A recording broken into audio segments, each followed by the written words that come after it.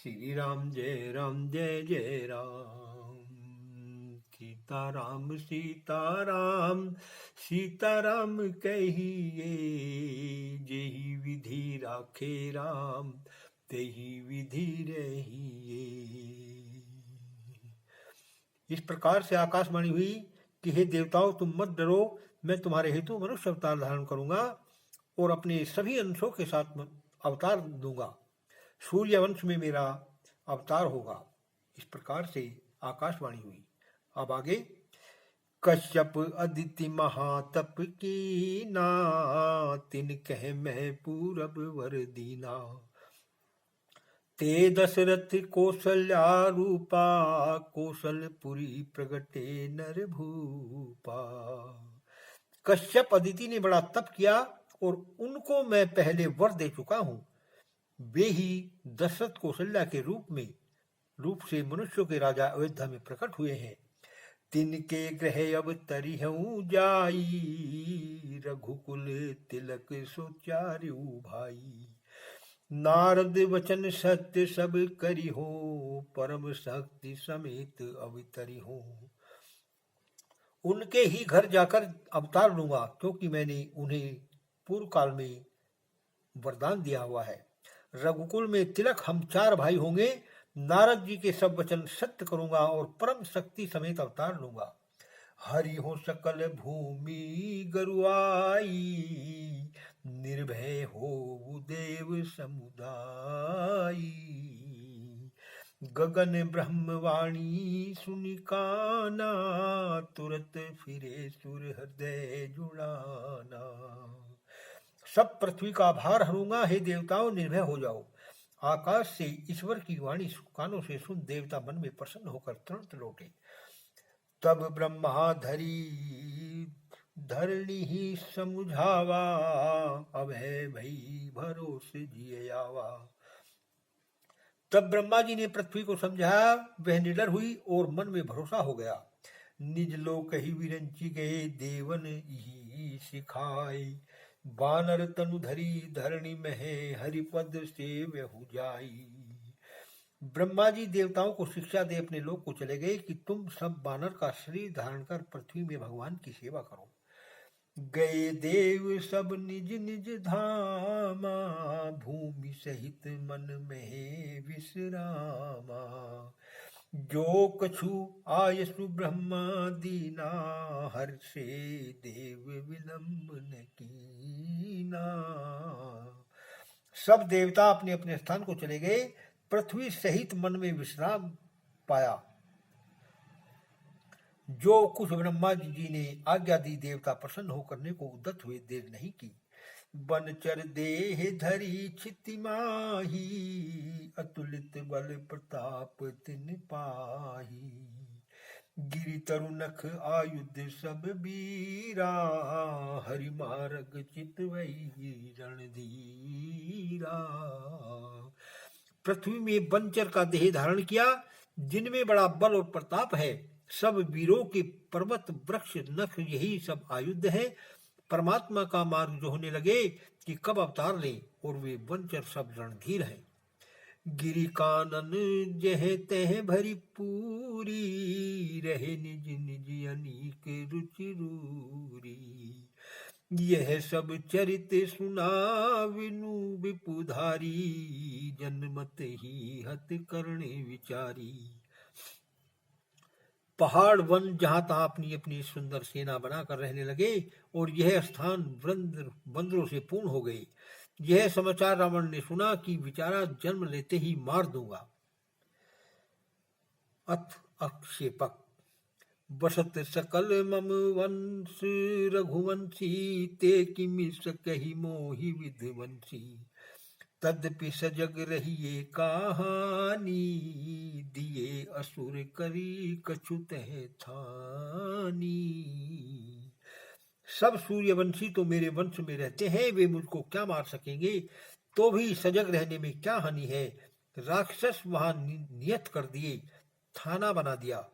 उत्पत्ति और मरण जब जाकर जिहि विधि होय, कर समेत वृतांत सो पहुँचाए सब मोय।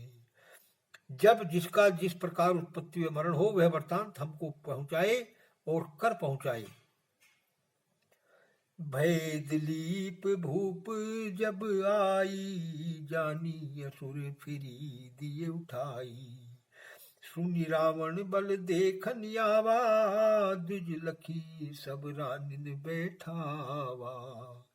जब राजा दिलीप हुए तब उन्होंने सब राक्षसों को निकाल दिया। यह बात सुनकर रावण बल देखने आया और ब्राह्मण जानकर सब रानियों में ने बैठाया। पद पूजत निज रूप दिखावा, भागी रानी परम भय पावा। पुनि रावण सरजू तट आयो, अर्चत तंदुल नृपति चलायो। जब रानी चरण पूजने लगी तब रावण ने अपना रूप दिखाया, जिसके देखते ही भयभीत होकर सब रानी घरों में भाग गई। फिर रावण सरयू के किनारे आया। राजा ने पूजा करते करते कुछ चावल के दाने फेंके। पूछे सी लोगन केहूं बखानी, सिंह गाय पकड़ी वनियानी। तेहि ते साली शीघ्र में प्रेरे, सत सर सम लगे हरि के रे। लोगों ने जब चावल फेंकने का कारण पूछा तो कहा कि एक सिंह ने वन में गाय पकड़ी है, इस कारण मैंने यह चावल फेंके। 100 तीर के समान लगे हैं। सुनि 10 मुख मन अचरज आवा, देखा जाए मृतक वन पावा। समुझि प्रताप गयो निज धामा, नृपति चरित्र कहो नृपवामा। रावण यह सुनकर बड़े आश्चर्य में हुआ और जाकर देखा तो वन में मृतक सिंह पड़ा है। रावण यह प्रताप समझकर अपने घर को गया। जब राजा दिलीप महलों में आए तब रानियों ने सब चरित्र उनसे कह सुनाया।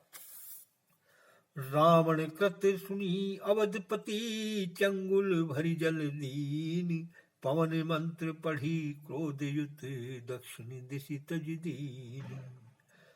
रावण का व्यवहार सुनकर महाराज दिलीप ने अंजलि में जल ग्रहण किया और पवन मंत्र पढ़कर क्रोधित हो दक्षिण दिशा में छोड़ दिया। भयो विशिख 10 लक्ष्य तब, कह नृप लंक ही जाहू। सहित त्रिकूट समुद्र में, बोरी फिरहु तेहि नाहू। उस मंत्र युक्त जल से 10 लक्ष्य बाण हुए। तब राजा ने कहा कि लंका में तुम जाओ, त्रिकूट पर्वत को उसके स्वामी सहित समुद्र में डुबो दो। चले सो विशिख पवन गति मोरी, उलटन लगे नगर चहु ओरी। मैं तनिया दो कर जब तब जोरी, कीनी विविध विनय नहीं थोरी। पवन की गति को तिरस्कार कर वे श्रेष्ठ बाण चले और चारों ओर से नगर को उलटने लगे। तब मंदोदरी दोनों हाथ जोड़कर बहुत प्रकार से विनती की। दई दुहाई नृप बोली ऐसे, यह नहीं नृपति लरत तुम कैसे। बाण चले दिलीप पह आए, समुझी सोचते रहे चुपाए। राजा दिलीप की दुहाई देकर बोली, यहाँ कोई राजा नहीं, तुम कैसे और किससे लड़ते हो। बाण राजा दिलीप के पास फिर आए तब राजा समझ सोचकर चुप हो रहे। यही विधि बहुत गयो जब काला, कौशलपुर रघु भयो पाला। मारुत बाण लंक ग्रह ढाए, वनिता विनय वचन सुनियाए। इस प्रकार जब बहुत समय बीत गया तब राजा रघु अयोध्या के राजा हुए। जब रावण ने कर मांगा तो पवन बाण से लंका के घर ढा दिए और मंदोदरी के विनय पूर्वक वचन से बाण लौट आए। पुनि राजा अज से भल भारी, मचो युद्ध रावण सो भारी। अनिल शस्त्र ते कटक समेता, कीनता ही पहुंचाई निकेता। फिर जब महाबलवान राजा अज हुए तो उनसे और रावण से बहुत युद्ध हुआ। पवन अस्त्र से सेना सहित रावण को लंका में पहुंचा दिया। तेजवान लखी रहा चुपाई, तेहि पाछे में दशरथ आई। इनको तेजस्वी देखकर रावण चुप रहा। फिर आकर दशरथ जी ने जन्म लिया। 10 सहस्त्र रवि कर लखे, दसों दिशा रथ जाही।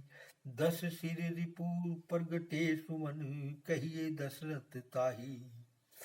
10,000 सूर्य की किरणों के समान दसों दिशाओं में जिसका रथ जाए और जिसका पुत्र 10 सिर वाले पुरुष का वैरी हो, उसको दशरथ कहते हैं। व जिसमें 10 रथियों के समान बल हो, उसको भी दशरथ कहा जाता है। सुनि रावण निज दूत मुख और मांगी पाठयो दंड, हरिशर तेरे भूप कहीं जड़ो कपाट प्रचंड। रावण ने यह सुनते ही दूतों को अपना कर मांगने भेजा। राजा ने अपने बाणों से लंका के द्वार मूंद दिए और कहा, श्री राम जय जय राम, श्री राम जय जय राम, श्री